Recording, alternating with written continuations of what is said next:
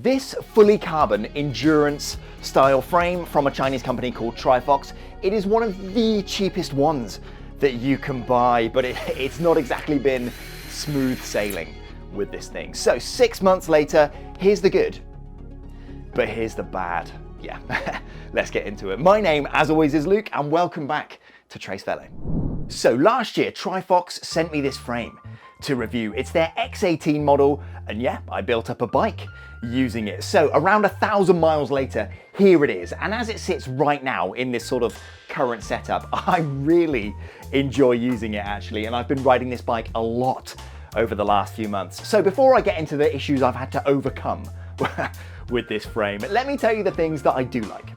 Firstly, I like the way it looks. The paint job is clean and the decals are applied well. It looks tidy, in my opinion, and at first glance, it certainly doesn't look like a budget carbon frame, if you ask me. But importantly, I also really like the way it rides. As mentioned, it's a lightweight endurance style frame, so a good all-round design, comfortable and compliant for long days in the saddle. You can see here when I step on the pedals, the frame flexes underneath me, so it's got a bit of give. It's not an incredibly harsh ride, but at the same time, with features like these quite chunky seat stays and a bladed fork at the front, it's got enough stiffness and aero characteristics to feel really fast on the flats and downhill. It basically takes a lot of design and ethos cues from the specialized SL7 tarmac, if you're familiar. It's just a frame that makes the bike feel really nimble and fast. This is some footage of me tearing around the city of Oxford, and it feels right at home here actually. Some of the roads can be pretty rough in places, so it soaks up those well, but getting away quickly at the lights, nipping around traffic, and yeah, sometimes avoiding pedestrians, it just feels agile and pretty confidence inspiring as well. Another good thing, I like the through axle design. The axles come with these cones that help center and stabilize them in the dropouts. That's a nice touch, and the seat post hasn't slipped at all, which is ordinarily quite a common problem with these cheaper frames. And lastly, it seems to be pretty robust as well. On my initial episode with this frame, I noticed the carbon around the rear derailleur hanger seemed to be a little thin for my liking. You can hopefully see that here. Yeah, not too much sort of meat there. I was worried it wouldn't take too much abuse. TriFox assured me it was fine when I contacted them, and yeah, it actually seems like they were correct. Going around a corner, I came off the bike pretty badly before Christmas. Unfortunately, I wasn't filming, but I landed on the drive side. You can see the rear derailleur is massively scuffed up, along with the pedal on this side, the bar tape, and the shifter arm as well. Because I hit the tarmac so hard, I actually managed to not just bend, but crack the rear derailleur hanger in the process. But hopefully you can see that carbon underneath is totally fine. So yeah, I slapped on a new hanger and we're back in business.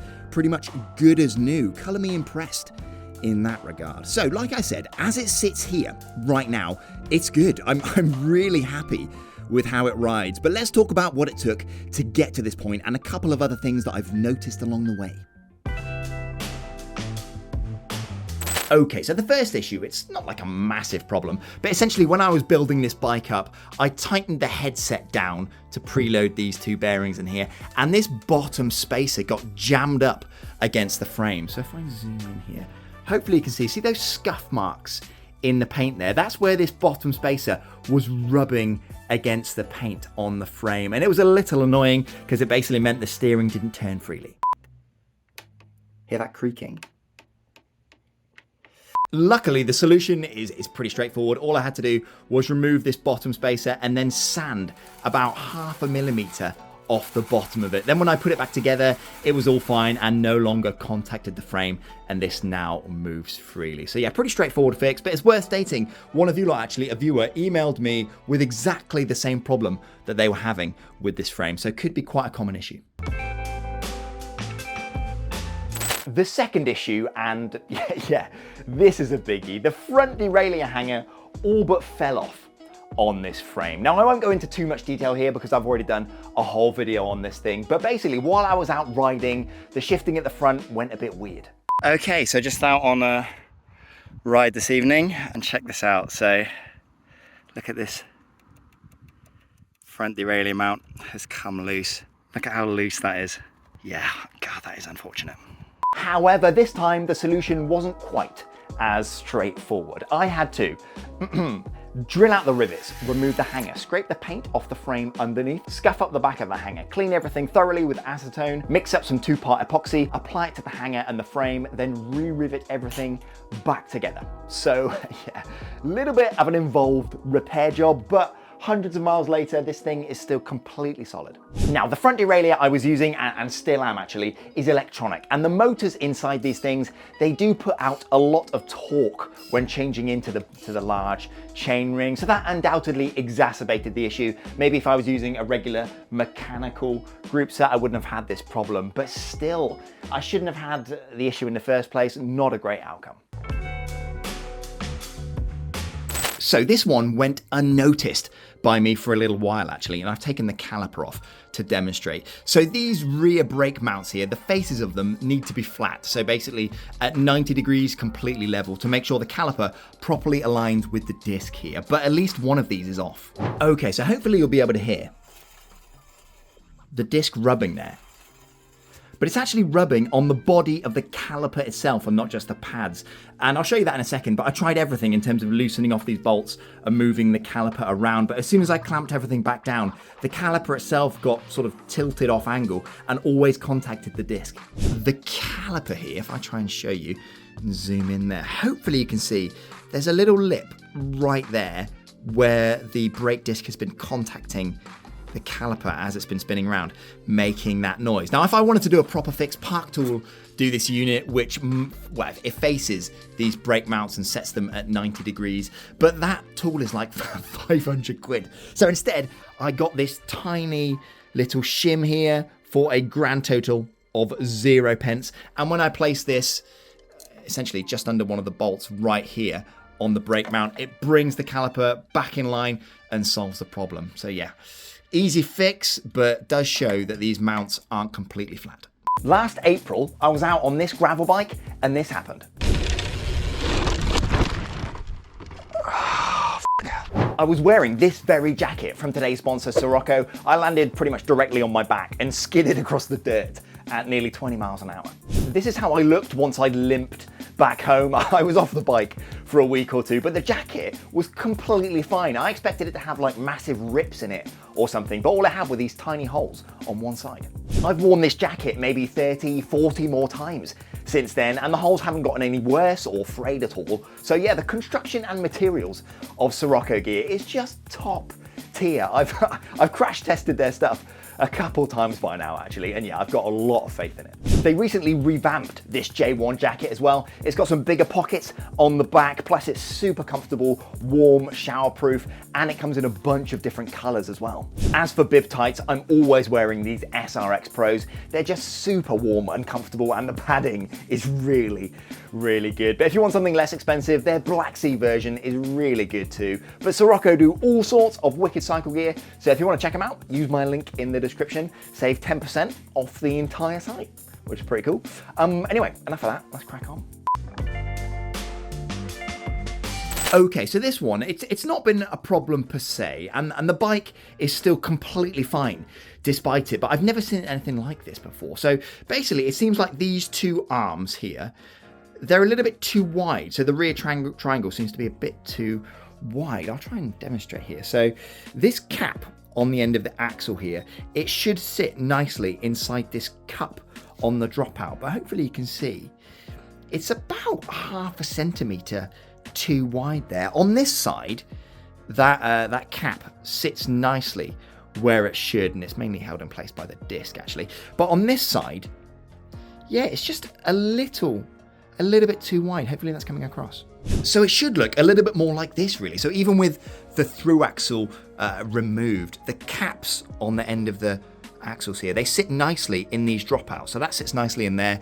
And then on this side, it sits nicely in that dropout too. So there's not a massive amount of slop in the wheel there. These are nicely aligned. Whereas on this one, it seems like when they bonded the rear triangle onto the rest of the frame, maybe they bonded them at the wrong angle, because these have definitely bowed out slightly.